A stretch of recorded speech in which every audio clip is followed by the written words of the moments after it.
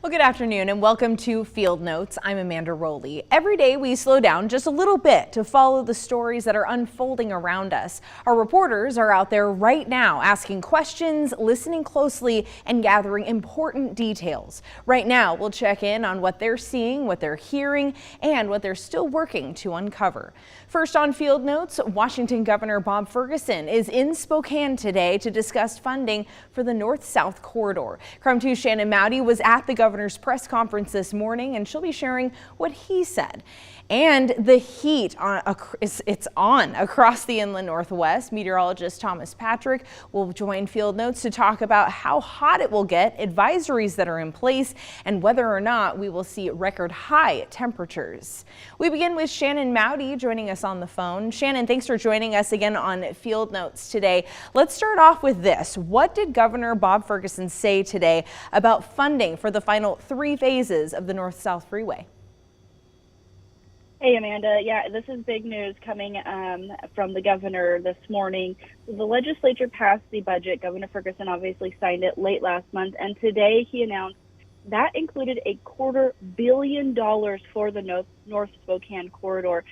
So that will fund the last 3 phases of the freeway through the 2029-2031 biennium budget. So I want to break this down because I just got off the phone with WashDOT East Communication Manager Ryan Overton. There's some added context that I think people need to know about. So we reported last week, Friday, the legislature had allocated around $375 million in this upcoming 2025-27 biennium budget.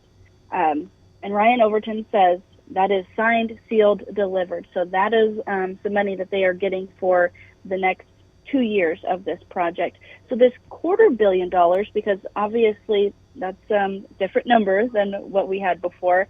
So this is actually additional money that WashDOT had asked for from the legislature to cover inflationary costs. So as we know, the cost of everything is going up. That includes steel, concrete, things that really go into this construction project.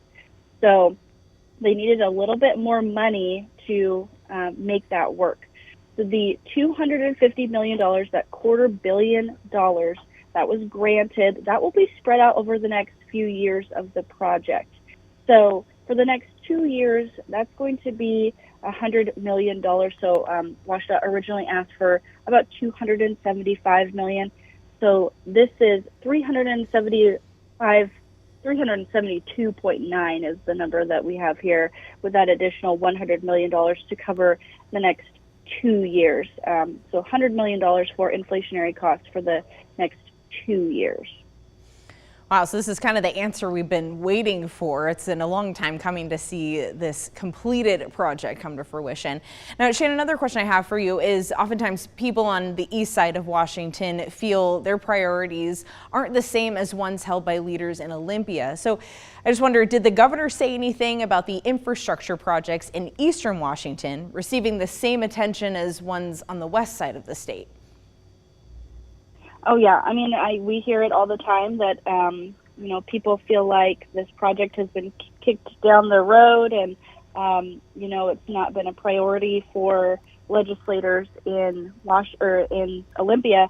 But he said, just look at the facts. The governor said the fact that this is fully funded really tells you that this is a top priority for him. He said he visited every county in the state when he was running for election as governor, and this is when he heard from all across eastern Washington and Spokane that this needed to be a top priority. So he said, they had a very competitive and difficult budget discussion at the Capitol. Lawmakers trying to scrape together dimes and pennies is kind of how they categorized it, to figure out transportation projects across the entire state.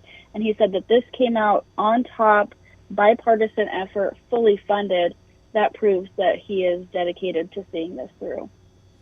And Shannon, you mentioned it's been perceived by some that it's a project that's been kicked down the road. So the real big question we're hoping to get answered today, is there any update on timelines of when this project will be finished? Yeah, obviously, a lot of the talk today was from some of our lawmakers here locally who said, they first heard about the North-South Corridor back in 74 at the World's Fair, or, it was talked about 75 years ago. And it broke ground in August of 2001. So quite a long time, and in a lot of people's memory that this has been coming, or people said it was coming. So WashDOT has been kind of on the same refrain for the last few years. This is going to be done by 2030, and that's the number that we got today. That's the expected completion still. So just about 5 more years before this is fully complete. Right now, Amanda, it's actually more than 70% done. They have about 3 miles left to do to connect to I-90.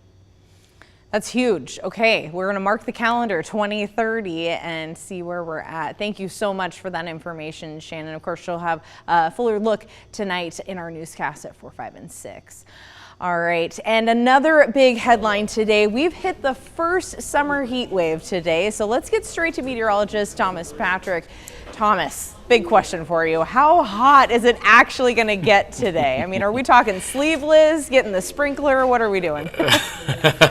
I definitely think we'll see a few sprinklers in the front yard getting some good use from some young kids that are just itching for the summer break season. But yeah, it does look like today is going to be our warmest day overall, Amanda. We've actually just fallen just shy of 90 degrees on multiple occasions in May, and even from this past weekend, this Sunday, yesterday, was just 88 for the high temperature. But today, I'm forecasting 95 for the high today. Ooh, and that actually put us in toasty. the threshold. It is very toasty, absolutely. It finally put us at that threshold to see heat advisories issued by the National Weather Service office here in Spokane throughout the inland Northwest, and our first instance of extreme heat warnings for central Washington. That's that magenta shaded area that you're seeing on your screen for Moses Lake and Wenatchee. Those locations actually got the forecast above 100 degrees for today. So about 100 to 102 in the forecast there versus about 95 in Spokane, 93 in Coeur d'Alene, also about 92 or 93 in the Pullman area. Nonetheless, this is absolutely our hottest day of the year thus far, and it did hit that threshold, 95 degrees, not only for heat advisories, but here at CREM 2, we use our weather impact alert days to help get in front of this as well.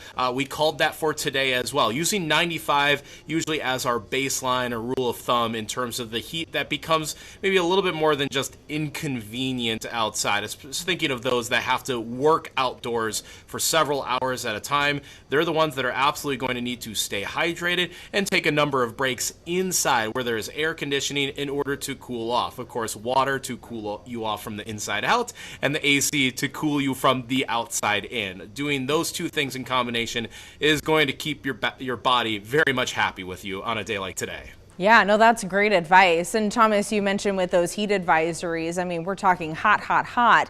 What do these temperatures mean as far as fire danger? I mean, does that mean we're going to see an increase of wildfire risk? So that's an excellent question, Amanda. So it does tend to go hand in hand. But I'll say this first of all, is fire danger is always high for the summer season in the inland Northwest. It never drops below that officially, but it can go from high to critical or extreme. That step further is when we start to see what are called red flag warnings issued. That is when the fire danger is at its peak overall. In this case, it's actually not all that much higher because our wind speeds are not all that much higher for most of the inland Northwest. Actually, what you don't see on this map, though, are the red flag warnings for areas off of the eastern Cascade slope. So I'll just shout it out. It's Wenatchee, Chelan, Yakima, Ellensburg, and then out towards the Tri-Cities. Those are areas that are under red flag warnings for tonight and tomorrow night, simply because the wind speeds are a little bit stronger during those time frames. We're talking 20 to 25 mile per hour winds. Not strong enough to do any damage in their own right, but that in combination with not just the hot weather, but also the dry conditions as well is what causes the fire danger to go from high to extreme. And extreme is when we see those red flag warnings. Funny enough, the hotter it gets, the lower the relative humidity gets at the same time. In fact, that's what the word is referencing. Relative humidity is relative to temperature. So the hotter the temperatures, the lower the relative humidity. So oftentimes when those highs get into the mid 90s to 100s, you can see relative humidities as low as about 10, 12, 15% through the summertime. So that's part of the equation. And then the wind is the second part of the equation. That in combination ups the fire danger. But for now in Spokane, the wind speed's only about 10 miles per hour. So we kind of have a standard high fire danger as we usually see in the summer season. No, that's good context, and to your point, there's more than just one factor that plays into that wildfire risk. Okay, so while we're out enjoying or surviving through this heat wave today, what can you tell us? When will things start to cool down tonight? Oh, that's always the $1,000,000 question. Well, it is. For overnight lows, only getting down to about 64 for tonight. That's kind of teetering on the edge of, can I even open the windows and get some cool air in, which is always an advantage here in the inland Northwest. Instead, I'm kind of looking at Wednesday night is when we finally turn the corner back into some more normal June heat. It's mid-90s today, still in the 90s for tomorrow, and then upper 80s on Wednesday. But after that point, the heat will break and we'll go back to normal. One final note to leave you with, Amanda. Today, the record high stands at 93 in Spokane, Ooh. and tomorrow the record high stands at 90 degrees in Spokane. Funny enough, those records are actually a little bit lower than some of the other days around us, so it's actually more likely that we break record highs. The forecast is 95 today, 93 tomorrow, respectively. So I am already forecasting above record highs for these next 2 days. Okay, so this is essentially not normal for our area to see such huge high temperatures. Is that fair to say, Thomas? We'll check in with him. Normal. Yeah, we're a little bit ahead of normal in terms of hitting 90 degrees. I would say it's the second half of the month. The third week of June, we get to 90 degrees. We're about a week and a half ahead of schedule. All right, thank you so much, Thomas. Well, that's all for us today on Field Notes. Thank you again to Thomas Patrick and Shannon Mounty for joining us. And thank you for joining us here on Field Notes. We'll be back tomorrow with new questions, fresh details, and insights on the stories impacting where you live. Take care and have a great day.